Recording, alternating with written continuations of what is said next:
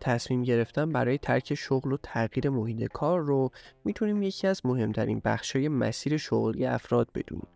بروز مشکلات و چالش‌ها توی محیط کار هیچ وقت قابل اجتناب نیست و توانایی کار کردن تحت چنین شرایطی یکی از مهارت‌های لازم برای موفقیت توی شغله.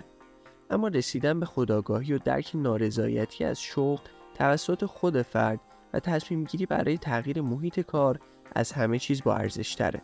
توی این ویدیو به مهمترین نشونه های تغییر شغل میپردازیم. 1. مهارتاتون بلا استفاده موندن.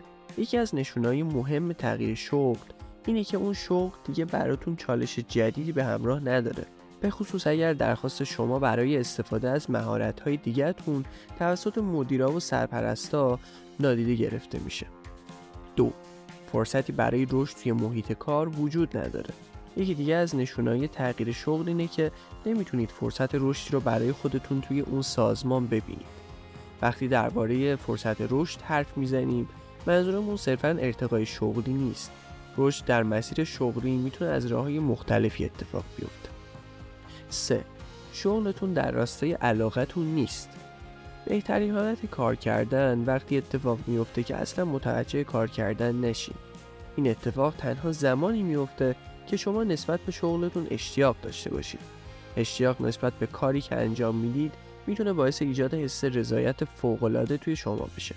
از طرف دیگه وقتی با علاقه به کار مشغول هستین، بهره‌وری بالاتری دارین و خروجی‌های بهتری هم خواهید داشت. در غیر این صورت بعد مدتی احساس میکنید که مهارتاتون در حال تلف شدنند و از علایقتون فاصله گرفتید. اینجاست که باید کم کم به فکر تغییر شغلتون باشین. محیط کارتون سمیه. محیط کار ناسالم میتونه روی مسیر حرفه‌ای و رضایت شغلی شما تأثیر منفی بذاره.